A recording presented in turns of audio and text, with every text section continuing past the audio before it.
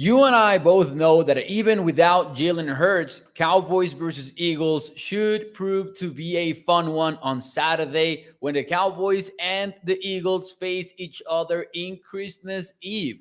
We are ready to talk about the game. We are ready to break it down, and we'll talk about three key battles, three key matchups that could define the game in its entirety. I'm excited about getting into it with you guys tonight on the show. So welcome into the show. Thank you for tuning in. Do me a favor, hit the like button, share the stream. If you are watching on Facebook, YouTube, or Twitter, let your friends know about A to Z Sports Dallas. And remember that every like puts this show in front of more and more Cowboys fans. So thank you. Thank you for tuning in. Let me shout out some people here in the YouTube chat and the Facebook chat. Shout out to Maddie, who says Merry Christmas. Shout out to Bruce, who says Feliz Navidad. Hey, Feliz Navidad. Happy holidays. For those of you who celebrate, for those of you who don't celebrate, also, I hope that you enjoy the time with your family, the holidays. Let's see here. Told you so. Toxic says, Mo, first things first. I assume no show on Sunday. Toxic, yes, show on Monday. For sure. We'll be here on the 25th. We will be here on the 25th talking about the Cowboys and the Eagles at 8 p.m. Central, as we do every Sunday through Thursday night, 8 p.m. Central. So make sure to tune in. Listen, I know that it will be the 25th and a lot of people will be off. I will have things to get out of my system. I'm sure of that. Whether it's a win or an L, we will have things to talk about on Sunday. Mo scored on his opening drive tonight, says Bruce. I understood that reference. Shout out to Bruce. The Jacks and the Jets are going at it right now. Anyways, welcome into the show, ladies and gentlemen. Let's get into it. 1, 2, and 3.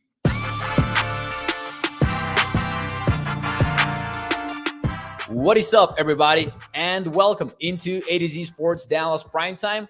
I am your host, Mauricio Rodriguez, streaming with you live every Sunday through Thursday night at 8 p.m. Central here on Dallas On Demand Sports Talk Network, with a lot more content coming your way. Make sure that you check out a2zsports.com/Dallas. We've got daily articles, opinion, analysis up there on the website. And as always, remember that Primetime is brought to you by our friends over at FreemanMazda.net. We will talk more about them and the ride of the week in a few moments here on the show. But before we do any of that, ladies and gentlemen, let me know in the chat, is this a trap game or not? Do you think that the Cowboys versus Eagles game is a trap game or not? We touched on this briefly last night, but now it's close. The game is the day after tomorrow. Should be a fun one.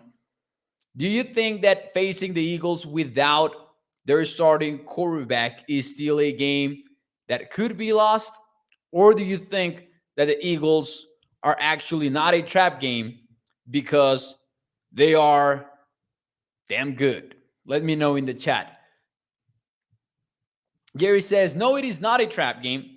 But Jerry puts a interesting twist on it. He says, because it's irrelevant due to losing last week. That's an interesting point. Gregory says that it isn't a trap game. Charlene Evans says, no, absolutely not, says Bruce. Now, wait a minute.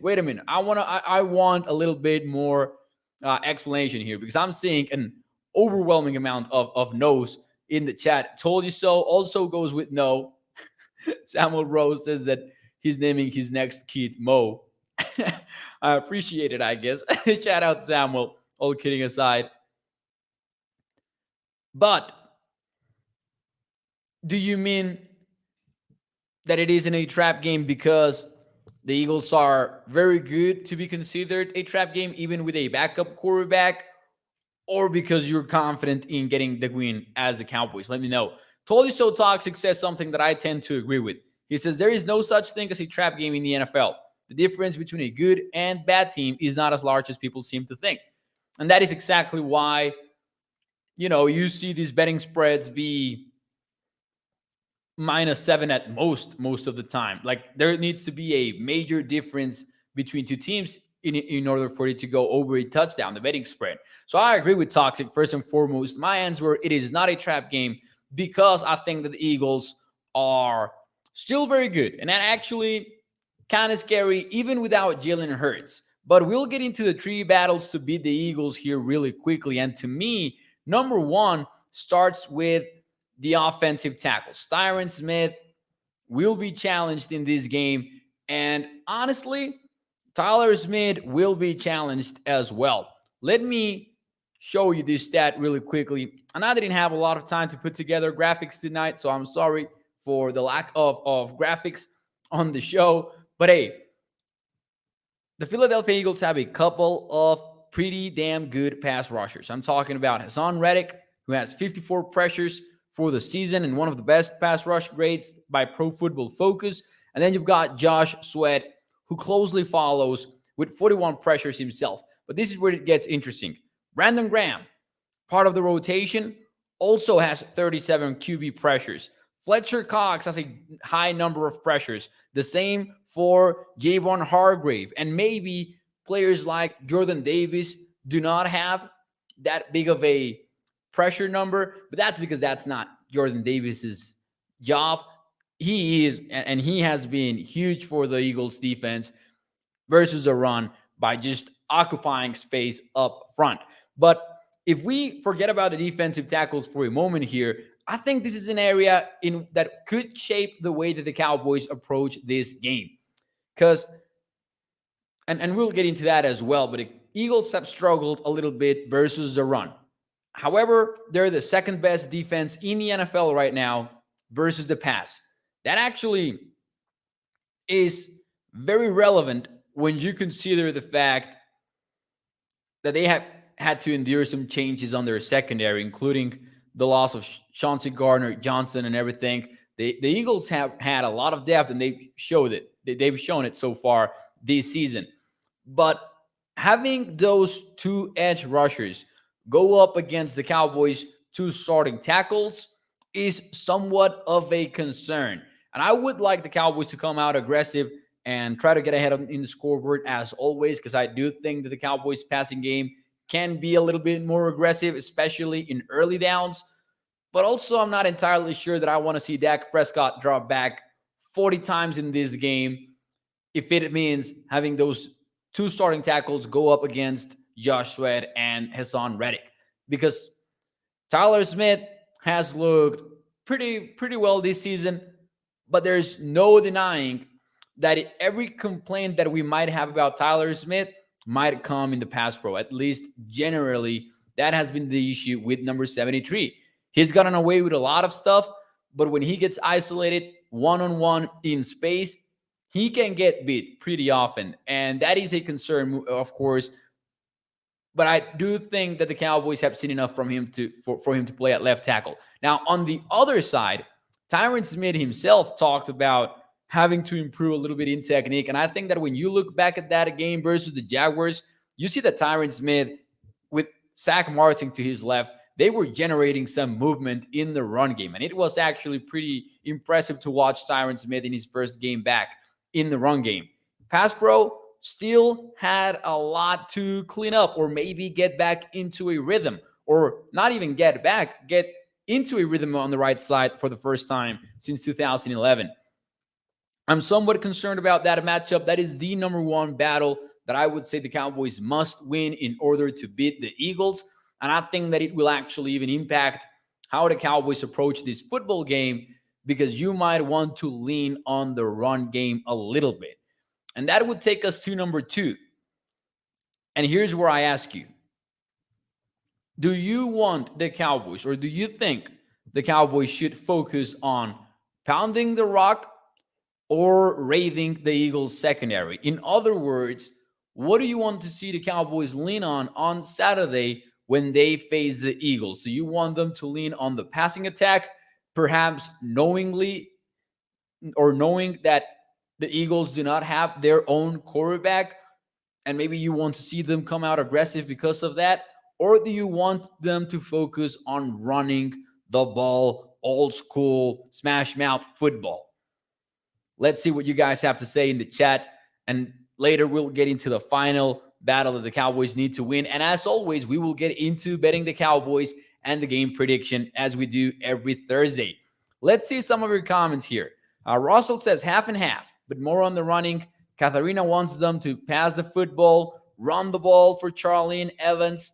Nicholas is pounding the rock with 3 wide receiver bunch formations, make the defensive backs tackle Elliott. I love this. And Nicholas, that's actually kind of spot on with what I'm going to say in a moment here. But more comments here. Toxic says run the game and attack the edges specifically. Gregory says run, baby, run the ball for Charlene. Gilbert says both run and pass. People are leaning towards running game as a unit in the comments, both on Facebook and on YouTube. That is a majority answer so far. Undeniably, they have to go with, they have to lean on the running game a lot on this one. Just based on simple logic. The Eagles have the second best defense against the pass. They're all the way down to 20th versus the run. This isn't exactly because the Eagles are not showing gap integrity or because they're missing tackles. I don't think that is the case. They're just honestly challenging opposing offenses to run the football because they're playing with those 2 high safeties. They don't want them to insert into the run a lot of the time, or maybe they are trusting the safeties to insert into the run and then maybe they don't do a perfect job at it. And they're playing with light boxes. They're not loading the box and their safeties are not doing enough of a good job to make up for that. So if I'm the Cowboys, yes, I want to run the football because I want to challenge those safeties. I want to challenge those defensive backs, as somebody mentioned in the comments here just now. But I don't want the Cowboys to invite everybody into the box. And I love 12 personnel, and I want the Cowboys to keep using 12 personnel moving forward. I'm not sure if this is the matchup you want to do that in. And I'm very, very excited and intrigued to see how Mike McCarthy and Kellen Moore approach this entire game. But I think that is one of the decisions that will shape the football game on Saturday. Will the Cowboys want to, play those condensed formations, maybe 12 personnel, to invite everybody into the box? Or do they trust Dak Prescott enough and the passing attack to maybe spread the defense out, challenge the Eagles to have those 2 high safeties, and then start pounding the rock and taking those underneath gains over and over again, being patient, taking care of the football, not wanting to fall into a trap of I don't know if this is still the case. I actually should check that out. But for a long time this season, these 2 teams were the leaders in turnover differential across the NFL, or at least in takeaways they were. Yep, still true. The Eagles have plus 12 in their takeaway giveaway differential, and the Cowboys are at plus 9. If you measure total takeaways alone, then the Cowboys are first and the Eagles are second. That would make sense because of the interceptions. The Cowboys are, one of the league leaders in interceptions with 14 total. That would be including, of course, Cooper Rush's interceptions. But this is also about taking care of the football. So it is a tough balance. Do you spread everybody out and start running the football? Or maybe do you invite everybody into the box and run the football? But also, I think to be successful in that area, you would also have to challenge the Eagles secondary by throwing it deep out of those condensed 12 personnel formations. Something that the Cowboys have done a lot this season with the play action on early downs, taking those early bombs. Really intrigued to see how that keep firing mentality that we talked about earlier in the week works out on this game. Toxic says, I just want our coaching staff to be better at situational football. And what do we define? And let's have this conversation, because I'm conflicted a little bit here. I'd want them to be better at situational football, by the way. I have gone back and forth on the 3rd and 10 throwing the football situation. But also I want to maybe, kind of acknowledge that Dallas is top 5 in third down conversion rate this season. That to me is situational football. They have gotten better in the red zone. Let me see how that looks like though right now, because I have not checked the stats recently. They're second best team in the red zone. So here's not to say that the Cowboys are perfect in situational football, but I do want to credit them for being among the league leaders, top 5, both in third down conversion rate, and they're the second best team in red zone conversion rate. That matters. Definitely matters. But I agree with Toxic, though, that there are a lot of things situationally that you don't like about Dallas, and that is super fair, of course. Guess who's number 1 in the red zone, by the way? The Eagles.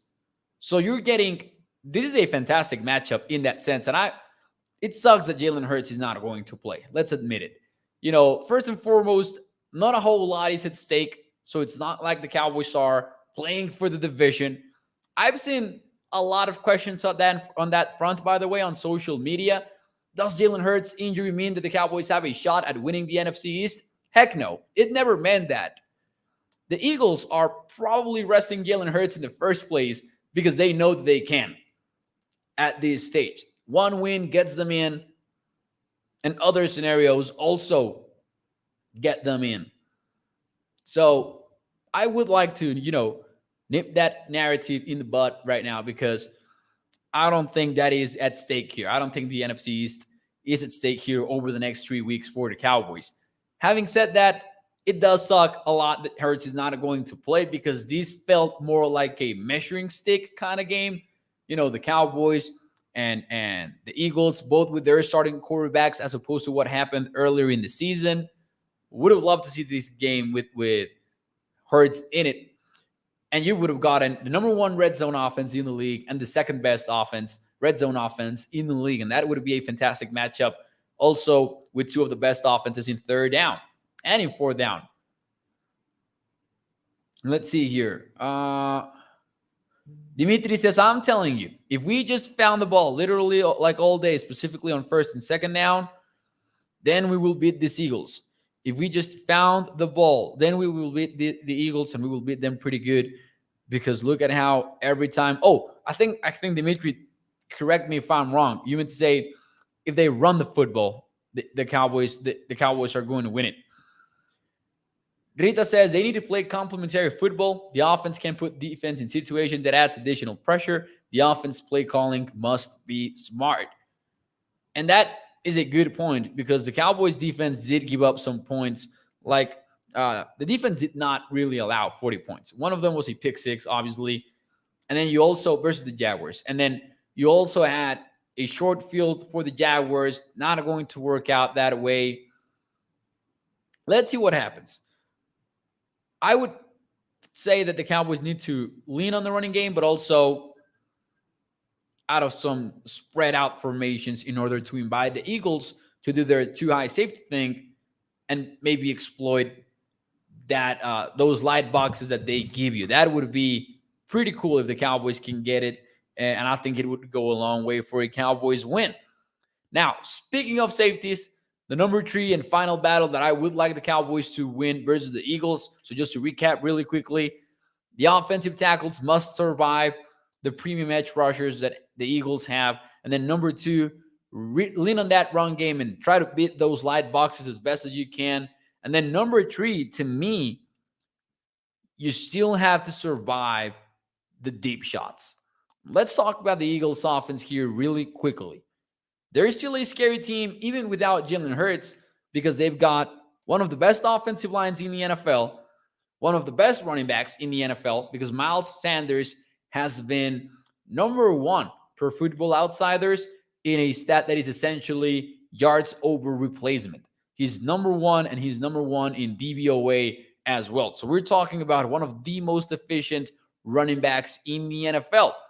And then on top of that, you also know that the Eagles like to take those deep shots along the sidelines to Devontae Smith and to A.J. Brown, one of the best wide receiver duos in the NFL. However, Hurts is not around for this team, and that means several things. Because since Hurts is such a dual threat quarterback, he has such a special talent, you know that he also impacts the running game.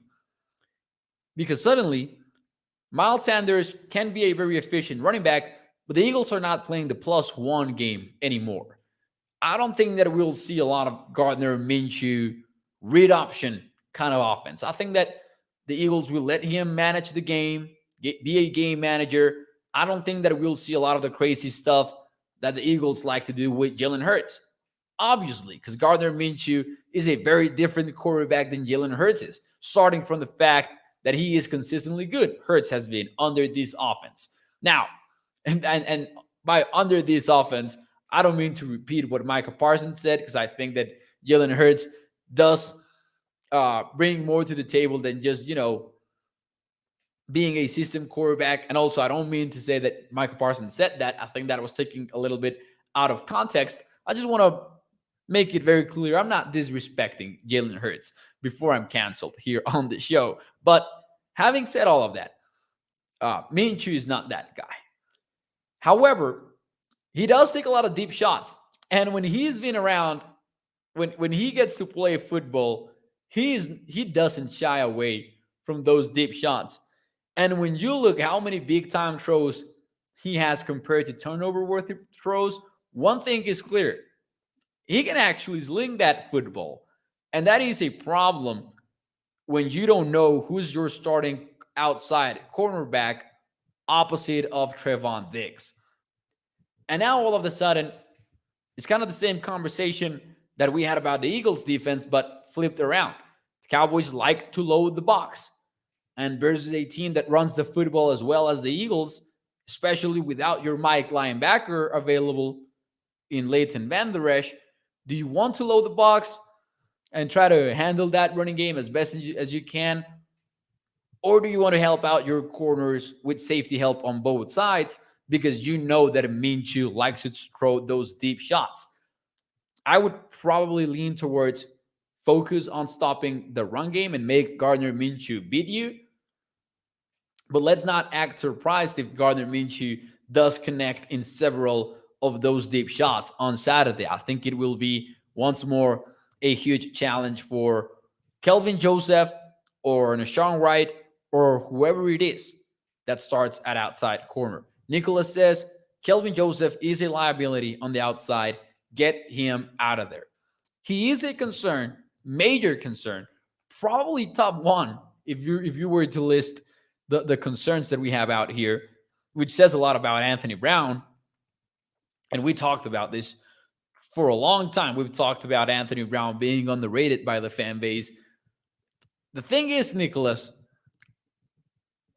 it's not about getting Kelvin Joseph out of there. It's about who you're getting in there. Because you're not guaranteed a better choice. I've talked about this philosophy before on ADC Sports Dallas Primetime. I've talked about one of my principles when covering the NFL.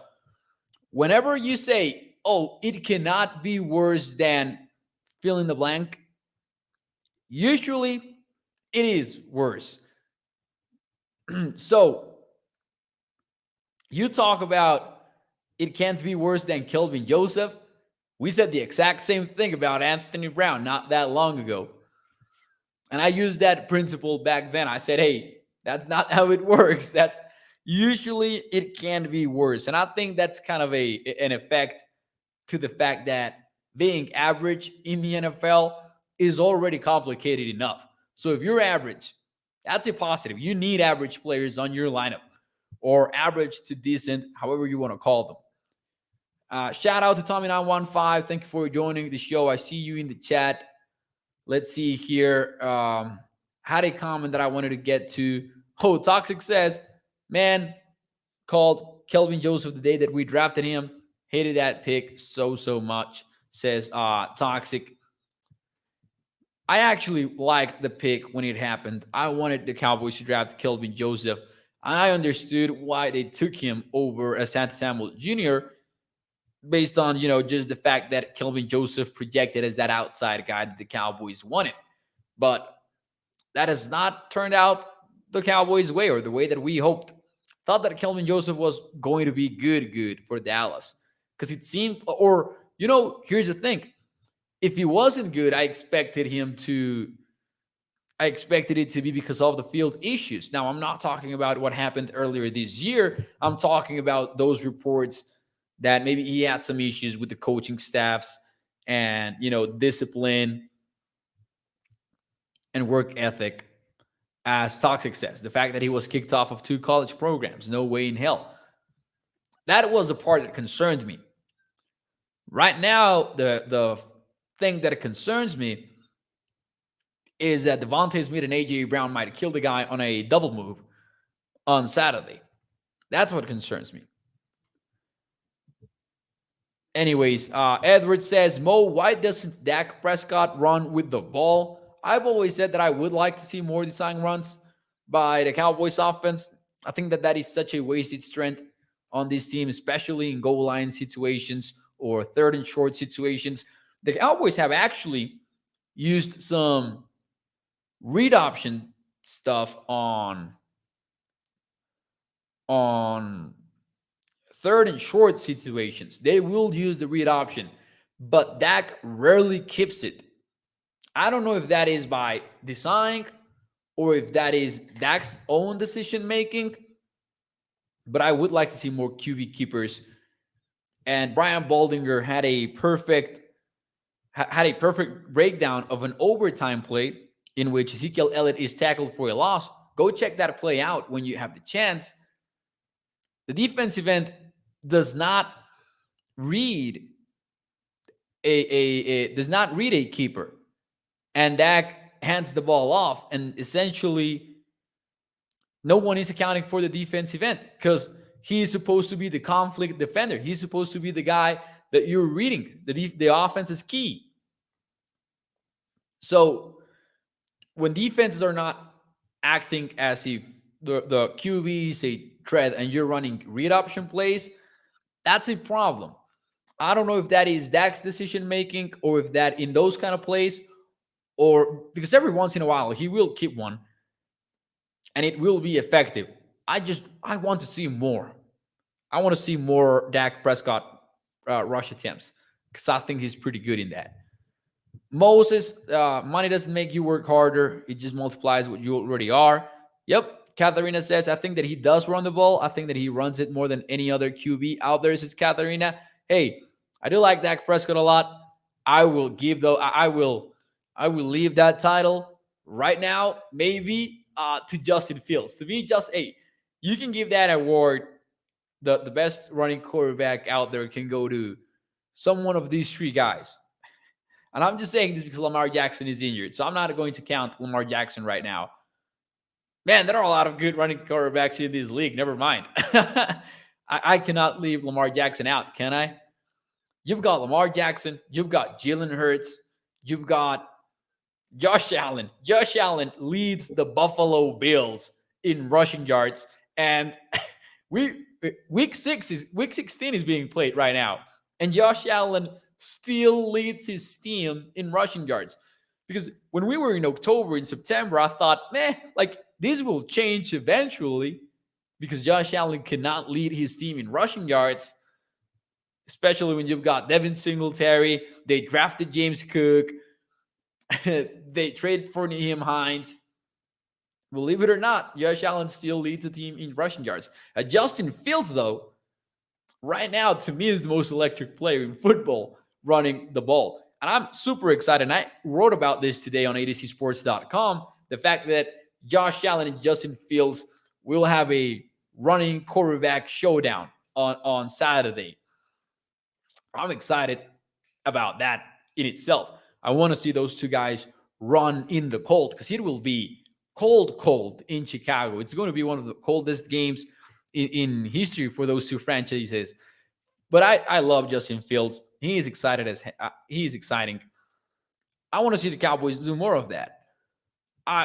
I want him to take care of himself, of course, but I think it's a wasted weapon that the Cowboys could use a little bit more.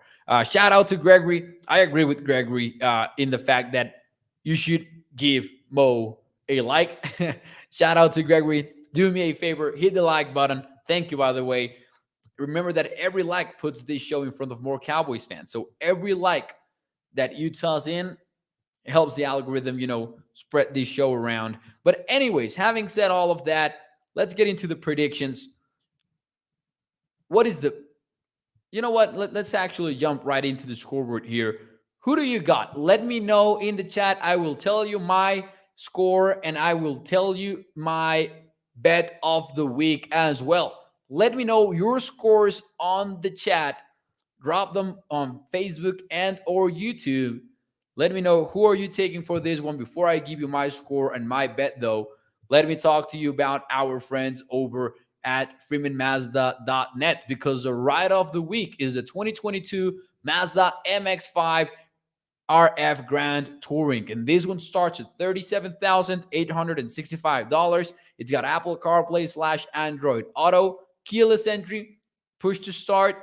It's got premium audio, a convertible roof, and rain sensing wipers. It starts at 26 miles, it has a miles per gallon capacity of 26 in the city. That goes up to 35 when you are in the highway. So make sure that you check out the 2022 Mazda MX-5 Miata RF Grand Touring over at freemanmazda.net, a family-owned business for over 65 years. And remember that when you choose Freeman Mazda, you are choosing a lifelong partnership with your car dealer. Go check it out on their website.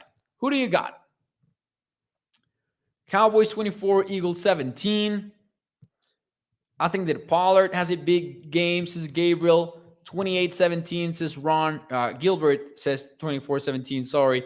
27-20, says Charlene. T.Y. Hilton gets a tutty. Ooh, I would love that. I would love T.Y. Hilton getting a touchdown. 24-17, says Gregory. 27-24. Can't fake the funk, says Toxic. 28-20 Eagles. Don't like what I am seeing with Dallas. Man, if the Cowboys lose this one, and they can because there are a lot of injury concerns for the Cowboys. We've talked about Van Der Esch, Jonathan Hankins, Anthony Brown. On top of that, these three players on defense are questionable to play. Trayvon Diggs, Dorrance Armstrong, and Micah Parsons. Those three are questionable. Add to that Leighton Van Der Esch is already ruled out. And it's not pretty. I have some question marks. I think that it could be definitely a close one, which is why I'm staying away from the betting spread, by the way. My one bet of the week, I'm taking the over. It's just on the right side of 47, which is a key number when betting sports, when betting football. I'm taking the over 46.5. I think both teams put points on the board, even the Eagles without Jalen Hurts. And I think that the Cowboys, though, also look good on offense. So give me the over. And as for the score, give me the Cowboys 27-20. So just barely covering that total. That's what I think will happen. 27-20. I think that the Cowboys will be able to look good on offense, running the football, and they will also look good throwing it. I think that they will challenge the secondary for the Eagles, and I think that they will find some success in that area, and that should help us feel a lot better about where the Cowboys are right now. To me, this game is about how the offensive tackles protect on the edges when they are isolated one-on-one versus some of the best pass rushers in this league, how CeeDee Lamb looks against this secondary, but mostly how exactly do the Cowboys plan on running the football on this one? Out of condensed formations, or will they want to spread out the Eagles' defense as much as they can? That's what it is about for me on offense. And on defense, same question, but flipped. Are you getting Kelvin Joseph or whoever starts outside more help than usual? Are you playing more cover 2, maybe more cover 4? What are you doing to help out that cornerback, if you are at all? We might not get that answer, or at least a very clean one, because the Cowboys are playing a backup quarterback, but that to me is the story of the game. I wanted to share that because that's what I will be focusing when this game takes place on Saturday. Gabriel says you have to get the D-line moving sideline to sideline. Get ready. And we talked about this last night in case you want to check it out. Get ready for a game in which Damon Clark will be tested, and he will be tested frequently. Benito says, Mo, I went to Irving, Texas. Ended up at what I think was a Cowboys practice field. Right next door was a Cowboys store and bought me the Trayvon Diggs number 7 jersey. 31-28 Cowboys. There you go. Shout out to Benito. That's amazing. That Trayvon Diggs jersey is definitely one that a lot of Cowboys fans want. Anyways, before we get out of here, big question from Toxic Tom. He says, Mo, what is your favorite Christmas song? My favorite Christmas song, I gotta go with the classic, the GOAT, the old-timer, Frank Sinatra, singing Have Yourself a Merry Little Christmas. That's the only one. Oh, Toxic says that the correct answer is none because Christmas music blows.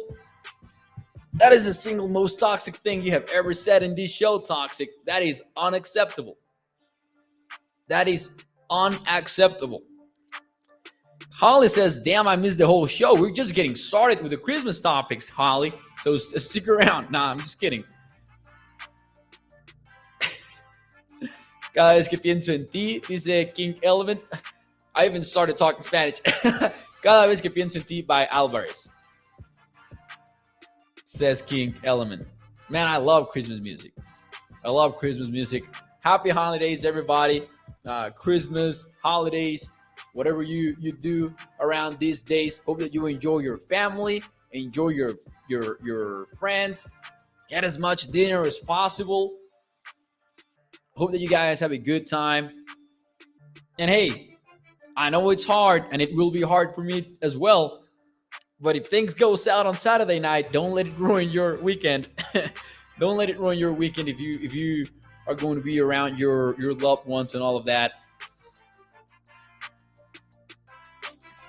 Thank you for your comments. I really do appreciate them a lot. Thank you. I hope that you guys enjoy your weekend. I will be back on Sunday. I will be here on Sunday. I will take most of the morning off and the afternoon off. I will not write that much. But when it's time to do prime time, I will be around. So get ready for that. Now, let's talk about the Cowboys-Eagles game. Sunday at 8 p.m. Central. Let's call it a date. Let's call it a Christmas date if you want. Or a holidays date. Thank you, everybody. Bye-bye. Felices fiestas a todos. Y nos vemos el domingo. Bye-bye.